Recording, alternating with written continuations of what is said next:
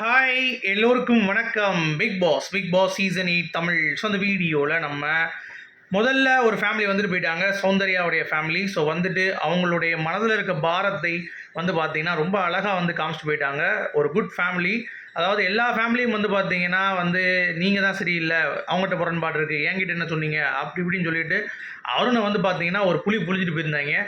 இந்த வட்டம் அருணுக்கு ஒரு அதிர்ச்சி தான், அதுவும் இன்ப அதிர்ச்சி அப்படிங்கிறத கண்டிப்பாக சொல்லலாம். ஸோ அருணுடைய அப்படியே டெக்ஸ்டரும் மாறுது, அப்படியே பார்க்குறது ரொம்ப அற்புதமாக இருந்தது. அப்புறம் சௌந்தர்யாவுடைய அப்பாவுடைய நாலேஜாக இருக்கட்டும், அவர் வந்து ரொம்ப பணிவாக வேலை பார்த்துட்டு கஷ்டப்பட்டு அதுக்கடுத்து வந்த ஒரு மனுஷனால் பொண்ணுடைய அந்த மேனரிசம்மு, அவள் பண்ணுற ரியாக்ஷன் எல்லாத்தையும் வந்து பார்த்தீங்கன்னா குற்றம் சொல்லிட்டு இருந்தார். அது ரொம்ப அற்புதமாக இருந்தது. இந்த வாய்ப்பு எல்லாத்துக்கும் கிடைக்காதுமா, கிடைச்ச வாய்ப்பு ஒழுங்காக பயன்படுத்து அப்படின்றது ஒரு அப்பாவுடைய ஃபீலிங்காக, அதாவது நம்ம அப்பா சொல்கிற மாதிரியே நமக்கு வந்து ஒரு ஃபீலிங் இருந்தது. அப்புறம் அவங்க அம்மாவும் வந்து ஜாக்லின்கிட்ட போய் நிற்க வச்சு ரெண்டு பேரையும், இங்கே பாரு நீங்கள் ரெண்டும் நல்லா பேசுகிறீங்க, சூப்பராக இருக்கீங்க, பட் இந்த பொண்ணு பேசுகிற ரெண்டு பேசிட்டு நீ வந்து அப்படியே சண்டைக்கு வராத, முழுசாக கேளு. அது மட்டும் இல்லாமல் இவகிட்ட எதனாலும் ஒரு பிரச்சனை இருந்ததுன்னா இவகிட்ட போய் சொல்லு, எதுக்கு எல்லாருக்கிட்டையும் போய் சொல்கிற அப்படின்ற மாதிரி நிற்க வச்சே ப்ராப்பராக வந்து பேசிட்டு போயிட்டாங்க. சரிங்களா? அப்புறம் தீபக்கும் வந்து பார்த்தீங்கன்னா ஒரு விஷயம் சொல்லியிருப்பார்ல சௌந்தர்யா கிட்ட, அதாவது விஜய் சேதுபதி எபிசோடு முடிஞ்ச உடனே, எனக்கெல்லாம் வயசு வந்து போயிடுச்சுமா, உனக்குலாம் வயசு இருக்குது, நீ நிறைய ட்ரை பண்ணலாம், புதுசாக பண்ணு, நானே இறங்கி ஆடுறேன், நீ ஆடு அப்படின்ற மாதிரி சொல்கிறதெல்லாம் ரொம்ப அற்புதமாக இருந்துச்சு. அந்த ரியாக்ஷன்ஸ் அந்த இதெல்லாம் நீங்கள் பண்ணும்போது அப்படின்னு சொன்னோடனே தீபகம் வந்து ரொம்ப குளிர்ந்தே போயிட்டார் மனுஷன். பரவாயில்ல, நான் அட்வைஸ் பண்ணுற மாதிரி ஆகிடணும் அப்படின்ற மாதிரி சொல்கிறாங்கண்ணே, நீ அந்த பெரிய மனுஷில் இருக்கேன்லண்ணே, அப்போ அவர்கிட்ட ஒரு அட்வைஸ் பண்ணி தானே ஆகணும்னு சொல்லி முத்துக்குமரன் சொல்கிறாரு. ஜாக்லின் ரொம்ப சந்தோஷம், அதாவது அவங்களுடைய அந்த நேம் கிளியர் ஆகிடுச்சு அப்படிங்கிறது. ஏன்னா அதுதானே உண்மை.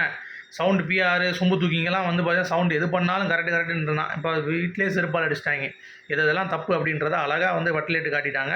நிறைய விஷயங்கள் நீ மாற்றணும் சவுண்டு அப்படின்ற மாதிரி.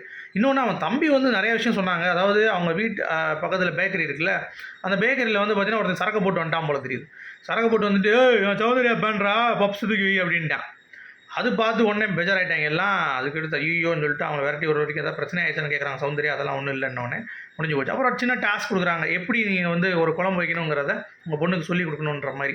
அவங்க அதை திருப்பி ரிப்பீட் பண்ணணுன்ட்டு முத்துக்குமரன் அதை படிக்கிறாரு. உடனே இவங்களும் அதை சொல்லிக் கொடுத்து அவங்க வந்து சொல்லிடுறாங்க. அந்த டாஸ்க் முடிஞ்சிடுச்சு. சரியா? அது முடிஞ்சோடனே ரயானுக்கும் நம்ம சௌந்தர்யாவுக்கு ஏதாவது பிரச்சனை இருக்குமா, ஏதாவது ரயான் நேற்று புலம்பி தள்ளிட்டான், அதாவது ஐயோ லவ் பண்ணுவாங்களா அப்படின்னு. அவங்க அப்பா சிம்பிளாக அவன் ஹேர் ஸ்டைல் நல்லா இருக்கு தம்பி அப்படின்ட்டாரு.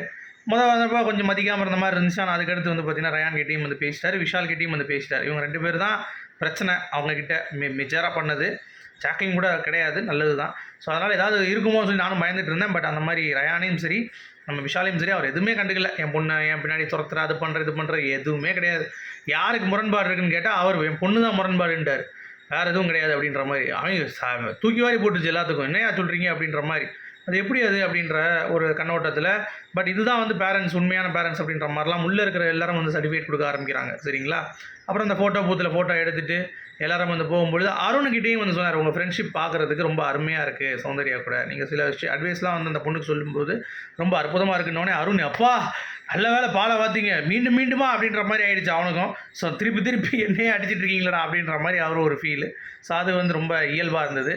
அடுத்து முத்துவும் சொன்னாங்க, அவங்க முத்துவோடைய தமிழ் எனக்கு ரொம்ப பிடிக்கும், நல்லா பேசுகிறாங்க, மஞ்சரி நல்லா பேசுகிறாங்க, தமிழ் நல்லா இருக்குது அப்படின்னு ஒவ்வொருத்தவங்களும் பற்றி வந்து பேசிகிட்டு இருந்தாங்க. ஜாக்லின் வந்து ரொம்ப பிடிக்கும், நான் ரொம்ப விரும்பி பார்ப்பேன், நல்ல பொண்ணு, நல்லா கேம் ஆடுற பொண்ணு அப்படின்ற மாதிரிலாம் அவங்களுக்கு ஒரு புலாரம்.